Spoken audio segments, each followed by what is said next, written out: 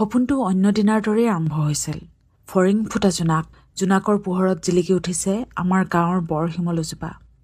বতাহত শিমলুৰ ডালবোৰ কঁপি আছে, ৰঙা ফুলৰ পাহিবোৰ যেনি তেনি উৰি ফুৰিছে। সঁচাকৈ তহঁতৰ গাঁৱত আছে গছজোপা? গাঁৱৰ ঘৰবোৰ শেষ হৈ যিখিনিত শাৰী শাৰী পথাৰ আৰম্ভ হৈছে তাতে বাটৰ একোণত আছে এই বৰ শিমলুজোপা।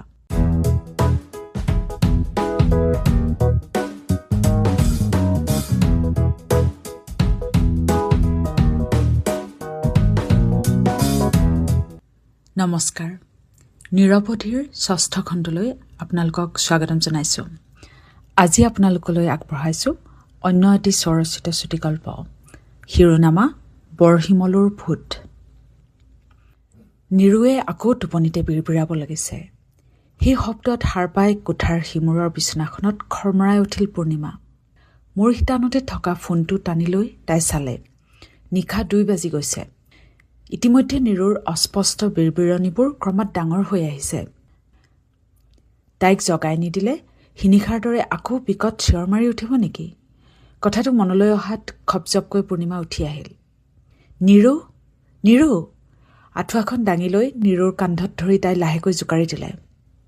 নিৰুৰ অবিন্যস্ত চুটি চুলিৰে ঢাক খাই থকা কপালখনত বিন্দু বিন্দু ঘাম। সমগ্ৰ শৰীৰত কঁপনি, যেন তাই দৌৰিব খুজিছে, কিহবাৰ পৰা পলাব খুজিছে। কিন্তু সৰ্বশৰীৰৰ এটি অংগও লৰচৰ কৰিব পৰা নাই। সকলোবোৰ যেন কিবা এটা অদৃশ্য শক্তিৰ প্ৰভাৱত স্থাণু হৈ ৰৈছে। অসহায় হৈ কাতৰ আস্ফালন কৰি উঠিছে নিৰুৱে। তাৰ অৱস্থাটো দেখি কিছু বিতত হৈ পূৰ্ণিমাই এইবাৰ তাইক দুবাহুত খামুচি ধৰি জোৰেৰে জোকাৰি দিলে। নিৰু! মুহূৰ্ততে সেই কঁপনি আৰু অসহায় বিৰবিৰণিত থমকি ৰল।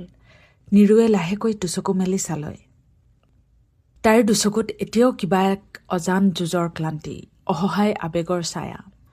সপোন দেখিছিলি তই? পূৰ্ণিমাই কোমল মাতেৰে ক'লে।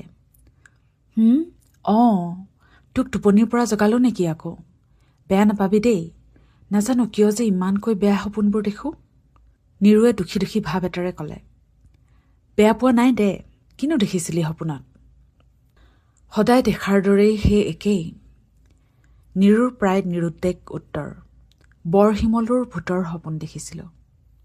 বৰশিমলুৰ ভূত? পূৰ্ণিমা আচৰিত হ'ল। পিছত কম দে, এতিয়া ২ ঘণ্টামান টোপনি মাৰি নল'লে ৰাতিপুৱা ক্লাছত মনেই নবহিব। শুই লৈ গৈ যা। নিৰুৰ কথাত হয়ভৰ দি পূৰ্ণিমা নিজৰ বিচনালৈ উঠি গ'ল। তথাপি তাইৰ মনত হাজাৰটা প্ৰশ্ন ৰৈ গ'ল। এই হোষ্টেলত নিৰুৰ সৈতে তাই একেটা কোঠাতে থকা প্ৰায় ২ মাহমানহে হৈছে। এই ২টা মাহতে নিৰুৰ সপোন, টোপনিতে যুঁজবাগৰ আদিৰ সৈতে তাই প্ৰায় অভ্যস্ত হৈ পৰিছে। পিছে এতিয়াও সেই বৰশিমলুৰ ভূতৰ একো সংসূত্ৰ পোৱা নাই পূৰ্ণিমাই। পুৱা অন্য দিনাতকৈ পলমকৈ পূৰ্ণিমাৰ টোপনি ভাগিল। সাৰ পাই দেখে নিৰু ওলাই গ'লেই। তাইৰ কুংফুৰ ক্লাছ লৈ কিজানি। যিমান যি হ'লেও নিৰুৱে সেই ক্লাছ ক্ষতি নকৰে, তাই জানে। প্ৰথম লগ পোৱাৰ দিনাই নিৰুৱে কৈছিল, মোৰ বৰ হেঁপাহ ব্লেক বেল্ট ল'বলৈ। সকলোৱে গাঁও এৰি মহানগৰলৈ পঢ়িবলৈ, কেৰিয়াৰ গঢ়িবলৈ আহে। মোৰ পিছে অহাৰ মূল কাৰণ আছিল কুংফু শিকা। দিনটোৰ ব্যস্ততাৰ শেষত সেইদিনা আৰু সিহঁতৰ বৰশিমলুৰ ভূতৰ কথা পতা নহ'ল। কিন্তু তাৰ ২ দিন পিছতেই নিশা পুনৰ নিৰুৰ চিঞৰত পূৰ্ণিমা সাৰ পাই গ'ল। বিচনাৰ পৰা মূৰ তুলি চাই দেখে কিবা এক অজান আতংকত থৰ থৰকৈ কঁপিছে নিৰু। পূৰ্ণিমাই জোৰ কৰি জগাই দিলে তাইক। নিৰু, কি হৈছে? একো ভয় নকৰিবিচোন, সেয়া সপোনহে দেখিছ তই। নিৰুৱে সাৰ পালে। কিছুপৰ অসহায় যেন হৈ বিচনাতে পৰি থাকি তাই উঠি আহিল। নীৰৱে আহি চকী এখনত বহি লৈ আঁঠুত মুখ গুজি ৰল। কিছুপৰৰ পিছত বিচনাত বহি তাইলৈ কিছু চিন্তিতভাৱে চাই থকা পূৰ্ণিমা ক'লে, তই শুই থাক পূৰ্ণিমা, মোৰ টোপনি ভাগিল। পূৰ্ণিমাই শোৱাৰ চেষ্টা কৰিলে, কিন্তু তাইৰো টোপনি নধৰা হ'ল। কিছুপৰ নিষ্ফল চেষ্টা কৰি থাকি এটা সময়ত এনেয়ে আঁঠুৱাৰ মাজেৰে জুপি চালে। নিৰু তেতিয়াও চকীখনতে জুপুকা লাগি ৰৈছে। টোপনিত কলমতিয়াই থাকিও চকুৰ পতা জাপ খাবলৈ নিদিয়াৰ চেষ্টাত যেন লাগি আছে। তাই বুজিলে, নিৰুৰ হয়তো ভয় হৈছে, টোপনি গ'লেই যদি বৰশিমলুৰ ভূতটোৱে ধৰেহি। উঠি আহি নিৰুৰ কাষতে বহিলে তাই। নিৰুৰ সৰু সৰু চকু দুটাত তেতিয়াও অসহায় আতংক। পূৰ্ণিমাই আশ্বাস দি ক'লে, পাৰ যদি কচোন সপোনত কি দেখিলি? ক'লে কিজানি মনটো পাতলেই তোৰ। নিৰু কিছুপৰ নীৰৱে ৰল। তাৰ পিছত লাহে লাহে কিন্তু কিছু কষ্টেৰে যেন ক'বলৈ চেষ্টা কৰিলে। সপোনটো অন্য দিনাৰ দৰেই আৰম্ভ হৈছিল। ফৰিং ফুটা জোনাকৰ পোহৰত জিলিকি উঠিছে আমাৰ গাঁৱৰ বৰ শিমলুজোপা। বতাহত শিমলুৰ ডালবোৰ কঁপি আছে। ৰঙা ফুলৰ পাহিবোৰ যেনি তেনি উৰি ফুৰিছে। সঁচাকৈ তহঁতৰ গাঁৱত আছে গছজোপা? গাঁৱৰ ঘৰবোৰ শেষ হৈ যিখিনিত শাৰী শাৰী পথাৰ আৰম্ভ হৈছে তাতে বাটৰ একোণত আছে এই বৰ শিমলুজোপা। শিমলুজোপাৰ বয়স কোনেও নাজানে। গাঁৱৰ মানুহে ককা আজোককাৰ দিনৰে পৰা সেই গছজোপা দেখি আহিছে হেনো। কোনেও সেই গছত হাত দিয়াৰ সাহস নকৰে। সেই শিমলুজোপা দেও লগা। নিজৰ অজানিতে নিৰু শিয়ৰি উঠিল যেন। পূৰ্ণিমাই তাৰ হাতখন জোৰেৰে খামোচ মাৰি ধৰি থাকিল কিছুপৰ। মানুহে কয় বৰশিমলুৰ ভূতে ইয়াৰ আশে পাশে কাকো সহ্য নকৰে। সেই বৰশিমলুৰ পোনে পোনে বাটৰ দুয়োকাষে কোনেও ঘৰ নাসাজে, খেতিও নকৰে। যিয়ে আগতে চেষ্টা কৰিছে তাৰ জীৱনলৈ কাল নামি আহিছে। পূৰ্ণিমাৰ দুচকুত অপাৰ কৌতূহল, কিন্তু তাৰ মাজতো অবিশ্বাসৰ চিটিকনিখিনি নিৰুৱে ঠিকেই দেখিলে। তাইলৈ মূৰ তুলি চাই নিৰুৱে ক'লে, মই জানো তই ভূত বিশ্বাস নকৰ পূৰ্ণিমা, কিন্তু এই বৰশিমলুজোপাৰ তলতে মই সৰু থাকোঁতে কুমুদ মহাজনৰ মানুহজনীয়ে ট্ৰাক এখনৰ সন্মুখত জাপ দিছিল। তেতিয়াৰ পৰাই শিমলুজোপাৰ আশে পাশে কত ঘটনা ঘটি গৈছে যাৰ কোনো ব্যাখ্যা নাই। এই বৰশিমলুজোপাৰ ডালবোৰেই ৰাতিৰ পিছত ৰাতি মোক মেৰিয়াই ধৰেহি। মোৰ গোটেই গাটো চাৰিওফালৰ পৰা চেপি আনে। উশাহ বন্ধ হৈ যাব খোজে। ৰাতিবোৰলৈ, সেই সপোনবোৰলৈ মোৰ বৰ ভয় হয় পূৰ্ণিমা। পূৰ্ণিমাই এইবাৰ একো নকৈ নিৰুক আলফুলে আঁকোৱালি ধৰি থাকিল। তাই বৰশিমলুৰ ভূতৰ পমখেদাৰো যেন প্ৰয়োজন বোধ নকৰিলে। কাৰণ সেয়া সঁচা হওক বা নহওক, নিৰুৰ শৰীৰৰ কঁপনি আৰু কাতৰ আৱেগখিনিৰ সততা তাই যেন মৰ্মে মৰ্মে উপলব্ধি কৰিলে। কলেজৰ ক্লাছ আৰু কামৰ ব্যস্ততাৰ মাজেৰেই পূৰ্ণিমা আৰু নিৰুৰ গতানুগতিক জীৱন আগবাঢ়ি গৈ থাকিল। নিশাবোৰ সহজ কৰিবলৈকে নিৰুৱে ৰাতিপুৱাৰ সলনি সন্ধিয়ালৈ কুংফুৰ ক্লাছ কৰিবলৈ ল'লে। কুংফু ক্লাছৰ জোৰদাৰ লৰা ধপৰাবোৰৰ পিছত একেবাৰে অৱশ হৈ বিচনালৈ গ'লে চিন্তা ভয়বোৰ বৰ পাত্তা নাপায় বুজিছ। পূৰ্ণিমাক তাই সন্তুষ্টিৰ হাঁহি এটাৰে ক'লে। সেই উপায়টোৱে সঁচাই যেন কিছু কাম দিলে। তথাপিও মাজে সময়ে ভিন্ন ৰূপত বৰশিমলুৰ ভূতে নিৰুৰ সপোনত ভুমুকি মাৰি থাকিল। কিন্তু আগৰ দৰেই সেই দুঃস্বপ্নৰ আতংক মনতে সামৰি নাৰাখি নিৰুৱে পূৰ্ণিমাক উপজাচিয়ে সপোনৰ কাহিনীবোৰ ক'বলৈ ল'লে। যেন কৈ কৈ তাই বুকুখন পাতলাব খুজিলে। যেন শব্দৰ সেই প্ৰকাশতে বৰশিমলুৰ ভূতৰ সৈতে তাই যুঁজাৰ কিছু সাহস পালে। কাকো ক'ব নোৱাৰা কথাবোৰে যেন প্ৰায়ে লাহে লাহে শিপা মেলি হৃদয় ছাতি ধৰে। নুফুটা শব্দৰ হাহাকাৰে এনেকুৱাকৈ জপতিয়াই ধৰে যে ৰ'দ এচেৰেঙা সোমাবলৈকে নিদিয়াকৈ হৃদয়খন আন্ধাৰ কৰি আনে। পূৰ্ণিমাই সেয়া বুজে বাবেই মন দি শুনে নিৰুৰ সপোনৰ কাহিনী। সপোনটো প্ৰায়ে একেই যদিও সপোনত প্ৰায়ে নতুন অংশ একোটা যোগ হয়। যেন দিনৰ পিছত দিন ক্ৰমাৎ সপোনৰ অংশবোৰ অলপ অলপকৈ জোৰা লাগি আহে। ইটোৰ পাছত সিটো অংশ জোৰা লাগি লাগি এটা আধৰুৱা হাথৰ সম্পূৰ্ণ হবলৈ ধৰে। সেই একেই জোনাক নিশা কাষৰ ধাননি পথাৰৰ পৰা অহা পকা ধানৰ ফুৰফুৰীয়া গোন্ধ এটা মোৰ নাকত লাগে। কাণত পৰেহি পথাৰৰ সিপাৰে হাবিতৰাত শিয়ালৰ হোৱা। লগতে শুনা পাওঁ সেই ৰাগৰ সৈতে এক হৈ পৰা কহাৰ শালৰ অহৰহ টুংটাং শব্দবোৰ। নিৰুৱে প্ৰায় একাত্ম হৈ কৈ যায়, কহাৰ শাল? তোক কোৱা নাই কিজানি, শিমলুজোপাৰ কাষত এখন কহাৰ শাল আছে। শালৰ মানুহকেইজনে পুৱাৰ পৰা সন্ধিয়ালৈ একেৰাহে তাতে কাম কৰে আৰু নিশা বৰশিমলুৰ ভূতলৈ পূজা দি বহু পৰলৈকে নাম জপে। গাঁৱৰ মানুহে কয় মাত্ৰ সেই এপাহতে বৰশিমলুৰ তলত থকা স্বত্বেও শালখনৰ আজিলৈকে একো অপকাৰ হোৱা নাই। বৰশিমলুৰ আশে পাশে অন্য একো নাই? পূৰ্ণিমাৰ কৌতূহলটো যেন পুনৰ হাৰ পাই উঠে। বৰশিমলুৰ কাষৰ মাটিত কোনোবাই ঘৰ দুৱাৰ সাজিবলৈ বা খেতি কৰিবলৈ চেষ্টা কৰিলেও কেনেবাকৈ সেয়া হৈ নুঠেগৈ। কিবা নহয় কিবা দুৰ্ঘটনাৰ ৰূপত সেই মানুহবোৰৰ জীৱনলৈ কাল নামি আহে। নিৰু খন্তেক ৰল। তাৰ মুখত পূৰ্ণিমাই দেখা পালে কিবা এটা অবুজ হাহাকাৰৰ ৰেঙনি। জানিও নজনা, দেখিও নেদেখা যেন এক অস্থিৰতাৰ উকমুকনি। তথাপিও যথেষ্ট কষ্টৰে হলেও তাই কৈ গ'ল, কহাৰ শালখন আৰু শিমলুজোপা পাৰ হৈয়ে অলপ আঁতৰত এটা সৰু পকী ঘৰ আছে। সকলোৱে সেইটোক পোৰা ঘৰ বুলিয়ে জানে। চহৰৰ কোনোবা এজন ঘোষখোৰ ঠিকাদাৰে হেনো তাতে মাটিডোখৰ কিনি লৈ ঘৰ সজাইছিল। ঘৰটো সম্পূৰ্ণকৈ সাজি নহওঁতেই এৰাতি ঘৰটোত জুই লাগিল। কোনেও ক'ব নোৱাৰিলে সেই আধা সজা ঘৰটোত কেনেকৈ জুই লাগিবলৈ পালে। নিৰুৱে বৰ কষ্টৰে এটা হুমুনিয়াহ কাঢ়িলে। তাইৰ যেন ভিতৰি কিবা এটা তীব্ৰ হাহাকাৰৰ উখল মাখল। নিৰুৰ অস্থিৰতাখিনি পূৰ্ণিমাৰ বাবে কোহেলিকা হৈ ৰল। পিছে তাই কৌতূহল সম্বৰণ কৰি নীৰৱে ৰল। বেছ কিছুপৰ নিৰু মৌন হৈ ৰোৱা দেখি কথা সলাবলৈকে পূৰ্ণিমা উঠিল। চাহ একাপ খাবি নেকি? তাই লাহেকৈ সুধিলে। পাকঘৰত মণিমেলাই সন্ধিয়াৰ চাহ সাজু কৰিছেই কিজানি। মোৰ গাটো অলপ বেয়া লাগিছে অ'। কালি টোপনি ঠিক নোহোৱাৰ কাৰণেই চাগে। আজি চাহ থৈ অকলেই খাগৈ পূৰ্ণিমা। কাষৰ ৰুমৰ অঞ্জলিহঁত থাকিব কিজানি। বৰ অনিচ্ছাৰে কথাকেইষাৰ কৈ নিৰুৱে চিধাই বিচনাত বাগৰ দিলেগৈ। অজ্ঞতা পূৰ্ণিমা ওলাই গ'ল। হোষ্টেলৰ পাকঘৰত অঞ্জলিহঁতৰ সৈতে কিছুপৰ আড্ডা দি পূৰ্ণিমা নিজৰ কোঠা পাইহি মানে সন্ধিয়া লাগি ভাগিছে। নিৰুক তেতিয়া কিছু সুস্থিৰ দেখা গৈছে।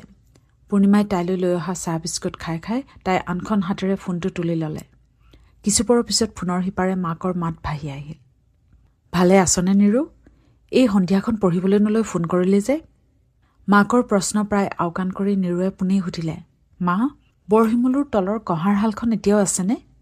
কিছুপৰ ফোনৰ সিপাৰে অসহজ নীৰৱতা। তাৰপিছত মাকৰ উদ্বিগ্নতা ভৰা মাত।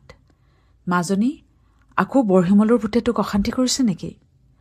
ঘৰলৈ আহি যা এবাৰ। তই ঘৰলৈ নহা আজি ১.৫ বছৰ হ'বৰ হ'ল।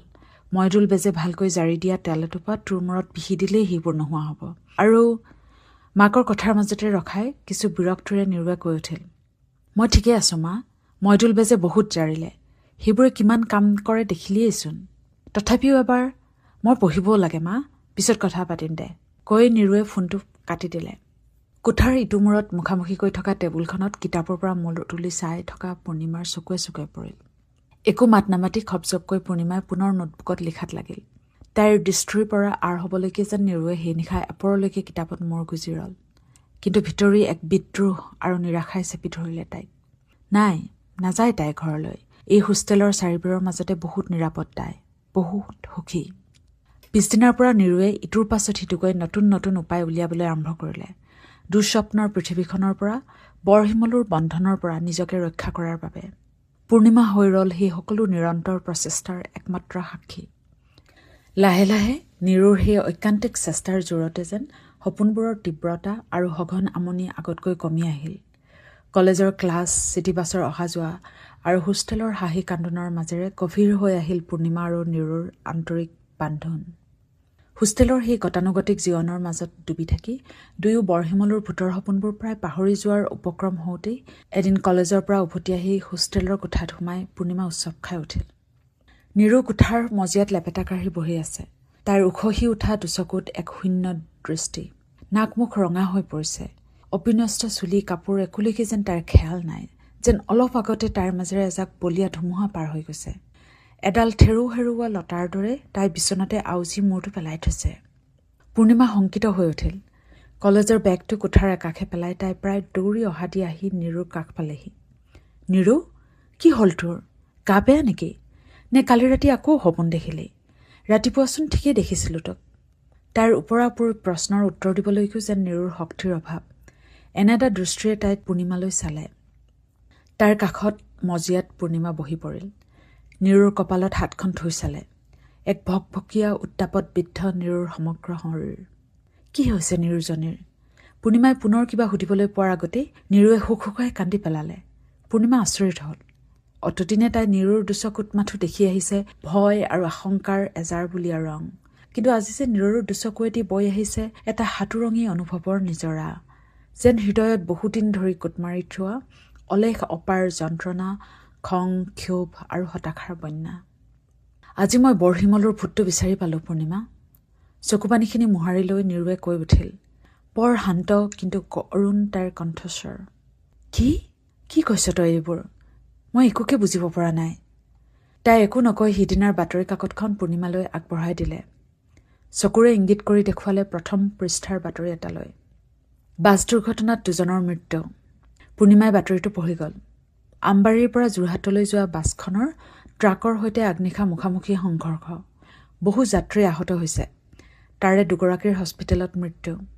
এজন হ'ল ড্ৰাইভাৰ তীৰ্থ দত্ত আৰু আনজন কণ্ডাক্টৰ যতীন হাজৰিকা। বাতৰিটো পঢ়ি একো নুবুজাৰ দৰে পূৰ্ণিমাই নিৰুলৈ মূৰ তুলি চালে। তোৰ চিনাকি কোনোবা নেকি নিৰু? তাই লাহেকৈ কিন্তু ভয়ে ভয়ে সুধিলে। মই কোৱা নাছিলোঁ তোক। আচলতে কাকোৱে ক'ব পৰা নাই আজিলৈকে পূৰ্ণিমা। নিজকো। নিজৰ পৰাই অতদিনে পলাই ফুৰিছিলোঁ কিজানি। কিন্তু আজি সকলো চকুৰ আগত ফটফটীয়াকৈ যেন জিলিকি উঠিল। নিৰুৰ মাতটো প্ৰায় কান্দোনৰ দৰে ওলাল। বৰশিমলুৰ তললৈ এদিন সন্ধিয়া মই ফুৰিবলৈ গৈছিলোঁ এই যতীন হাজৰিকাৰ লগত, মোৰ দূৰ সম্পৰ্কীয় যতীন খুৰাৰ লগত। পূৰ্ণিমাৰ বাবে তেতিয়ালৈ বৰ ৰহস্যঘন হৈ পৰিছে সেই বৰশিমলুৰ তলখন। কিন্তু এই মুহূৰ্তত সেই সাঁথৰৰ সন্ধি ভঙাৰ সলনি তাইৰ তীব্ৰ ইচ্ছা হ'ল বৰশিমলুৰ ভূতৰ অশৰীৰী ৰূপটো স্বীকাৰ কৰি ল'বলৈহে। নিৰুৰ ভয়টোৱে যেন অজানিতে আহি তাইকো মেৰিয়াই ধৰিলেহি। কেতিয়াবা যেন সপোন আৰু বাস্তৱৰ মাজৰ বন্ধ দুৱাৰ কিছুমান কেতিয়াও নোখোলাটোৱেই নিৰাপদ। কিন্তু তেতিয়ালৈ বহু পলম হৈ গৈছে। তেতিয়ালৈ সেই অভিশপ্ত দুৱাৰখন খোল খাই গৈছে। পূৰ্ণিমাৰ দুচকুৰ সন্মুখৰ পৰা 19 বছৰীয়া নিৰু হেৰাই গৈছে। তাৰ ঠাইত থিয় দিছেহি এজনী 7 বছৰীয়া কণমানি ছোৱালী। তাইৰ পিন্ধনত নীলা ফুটুকীয়া এটা ফ্ৰিল দিয়া চোলা, কিন্তু সেই একেই অবিন্যস্ত চুলি, সৰু সৰু দুটি চকু। জোনৰ পোহৰত গাঁৱৰ বাটটো লিৰলিৰীয়া সাপ এডাল হৈ জিলিকিছে। জোনাকী পৰুৱাবোৰ বাটৰ দুয়োকাষে মুকুতা হৈ ফুলিছে। সৌৱা যতীন খুৰাই ছোৱালীজনীৰ হাতত ধৰি হাঁহি হাঁহি কৈছে, ব'ল নিৰু, অলপ ফুৰি আহোঁ। নিৰু ওলাহতে জাপ মাৰি উঠিছে। যতীন খুৰাৰ লগত যোৱা মানেইতো এটা নতুন অভিযান। সেই খুৰাই তাইক ভাতৰ আঠা দি বাঁহৰ কামি আৰু ৰঙীন কাগজেৰে চিলা সাজি দিয়ে। বিৰিণাৰ আগেৰে পেঁপা বজাবলৈ শিকায়। কত কিমান ধেমালিৰ লগৰীয়া এই যতীন খুৰা। এটা নতুন খেলাৰ উত্তেজনা লৈ নিৰু আগবাঢ়িছে যতীন খুৰাৰ লগত। খুৰাৰ কিবা খুহুতীয়া কথাত তাই খিলখিলাই হাঁহিছে। মাজে মাজে খুৰাই তাইৰ হাতখনত টান মাৰি কাষ চপাই আনিছে। খোজেৰে গৈ থকাৰ মাজতে হাউলি তাইৰ গালখনত চুমা একোটা খাইছে। নিৰুৰ কণমান হৃদয়খন মৰমৰ পৰশত দুবেগেত যেন হৈ পৰিছে। লাহে লাহে সিহঁত গাঁৱৰ বাটটোৰ এমূৰত বৰশিমলুৰ কাষ চাপিছেগৈ। বৰশিমলুৰ তলখন দেখি হঠাতে এটা দুৰো দুৰো ভয়ে তাইক আৱৰি পেলাব খুজিছে। দেও লগা বৰশিমলুৰ কাষৰ পৰা পলোৱাৰ বাট বিচাৰিছে তাই। খুৰা, হোৱা বৰশিমলুৰ ছাঁটোৱে গুৰিৰ পৰা বাটটো কাটি থৈছে। পেহীহঁতে কৈছে সেই ছাঁ পাৰ হৈ যাব নাপায়, গলেই হেনো অনৰ্থ হয়। উভতি যাওঁ বলক। হেই, তই ইমান সাহসী ছোৱালীজনীয়ে সেইবোৰ কওঁনে নিৰু? গছৰ ছাঁ বাটত নপৰি ক'ত পৰিব? চাচোন চা, জোনৰ পোহৰত বাকীবোৰ গছৰ ছাঁও কেনেকৈ বাটটোত পৰিছেহি। খুৰাই আঙুলিয়াই দিয়াৰ ফাললৈ নিৰুৱে চালে। সেয়া বাটৰ সোঁমাজতে কেইবাটাও ছাঁ, কাষৰ ৰবাব টেঙাজোপাৰ, ওখ তামোলজোপাৰ, ফ্ৰিল দিয়া চোলাটোৰে তাইৰ আৰু কাষত যতীন খুৰাৰ ছাঁ। তাইৰ দুচকুৰ সন্মুখতে এইবাৰ যতীন খুৰাৰ ছাঁটোৰ লেংপেং ঠেং দুখনে এটা দীঘল জাপ মাৰিলে। লগে লগে লৰচৰ কৰি উঠিল হাত দুখনো। ছাঁটোৰ অদ্ভুত অংগীভংগীবোৰ দেখি হাঁহি পেলালে নিৰুৱে। হাঁহি হাঁহিয়ে দীঘল দীঘল খোজেৰে দুয়োটা চাই বৰশিমলুৰ ছাঁটো দেৰি গ'ল। ব'ল, সেই ঘৰটোত কি আছে চাওঁগৈ। এইবাৰ পিছে কিবা এক আতংক আৰু উত্তেজনাই একেলগে মিলি নিৰুক যেন ধৰাশায়ী কৰি পেলাব খুজিলে। নাই নাই, নাযাওঁ দেই, পুৰা ঘৰটো দেও লগা। হেই, একো ভয় নকৰিবি, মই আছো নহয়, ব'ল, মোৰ কোচত তুলি নিম তোক। যতীন খুৰা যেন সেইদিনা বহু বেছি দুঃসাহসী হৈ পৰিল, যেন দুৰ্যেয় হৈ পৰিল, যেন মানুহ হৈ নাথাকিল তাইৰ যতীন খুৰা। পানীৰ পৰা তুলি অনা কাৱৈ মাছটোৰ দৰে চটফটাই উঠা, হাত ভৰি আচাৰি পেলোৱা নিৰুক একে কোবে দাঙি নি পুৰা ঘৰটোৰ ভিতৰ পোৱালেগৈ। সেই জোনাক নিশা পুৰা ঘৰটোৰ ভিতৰত নিৰুৱে সময়ৰ চেতনা হেৰুৱালে। অনুভূতিৰ ৰামধেনুখনৰ পৰা এটা এটাকৈ ৰংবোৰ মোহাৰ খাই গ'ল। তাইৰ হৃদয়খন যেন ওলাই গৈ বহু পৰলৈ পুৰা ঘৰৰ ভঙা মুধেজখনত ওলমি ৰল। তাৰ পৰা নীৰৱে নিশব্দে চাই ৰল মজিয়াত পৰি ৰোৱা তাইৰ শূন্য দেহটোলৈ, ধিমিককৈ নুমাই যোৱা জোনাকী পৰুৱাবোৰলৈ। নিৰ্বিবাদে শুনি ৰল কহাৰ হালৰ অনৰ্গল টুংটাং শব্দ, শিয়ালৰ হোৱা আৰু এটা সোণালী শৈশৱৰ উচুপনিৰ ধাৰা। সিদিনা নিশালৈ নিৰুৰ তীৰকপে জ্বৰ উঠিল। মাকে কপালত কাপোৰ তিয়াই তিয়াই দি থাকিল ওৰে ৰাতি। কেইবাবাৰো নিৰুৱে দুচকু মেলি মাকক কিবা কবৰ চেষ্টা কৰিলে, কিন্তু শব্দবোৰ জোৰা লগাই কথাবোৰৰ সংগতি আনিবলৈ বৰ কষ্ট হ'ল তাইৰ, বৰ কষ্ট। বৰ শিমলু মা, জোনাকী পৰুৱা, ইমান জোনাকী পৰুৱা। তাই মনত পেলাব নোৱাৰিলে। মুধচৰ পৰা ওলমি ৰোৱা তাইৰ হৃদয়খনেনো কি দেখিলে, কি অনুভৱ কৰিলে তাই কাকোৱে বুজাব নোৱাৰিলে। নিজকো মাককো হাজাৰ প্ৰশ্নৰে ব্যতিব্যস্ত কৰি তোলা পৰিয়াল আৰু গাঁৱৰ মানুহকো। মইদুল বেজৰ জাৰণি পানীয়েও সেই অস্ফুট হৃদয়ক প্ৰকাশৰ ভাষা দিব নোৱাৰিলে। সকলোৰে প্ৰশ্নবোৰ ঠেকা খাই ৰল নিৰুৰ ঘোলা দুচকুত, শিল যেন হৃদয়ত। বৰশিমলুৰ ভিতৰ ৰোমহৰ্ষক কাহিনীয়ে আকৌ এবাৰ সোণাপুৰ গাঁৱক জোকাৰি গ'ল। নিৰুজনী যেন নিৰু হৈ নাথাকিল। জোনাক ৰাতি ককাকৰ সৈতে চোতালত বহি তাই সাধু শুনিব নোৱাৰা হ'ল। তেতিয়াৰ পৰা তাই লুকাই ফুৰা হ'ল মানুহৰ পৰা। কিন্তু যতীন খুৰা আগৰ দৰে সিহঁতৰ ঘৰলৈ আহি থাকিল। খুৰাকক দেখিলেই তাই লৰ মাৰি শোৱা কোঠাৰ কাঠৰ আলমিৰাটোত সুমোৱা হ'ল। কোনেও তাৰ ব্যাখ্যা নিবিচাৰিলে। কাকোৱে তাই বুজাই ক'ব নোৱাৰিলে কেনেকৈ তাৰ বুকুখন ঘনে ঘনে টনটনাই উঠে। গোটেই শৰীৰটোৱে কিবা এটা বিদ্ৰোহত আস্ফালন কৰে।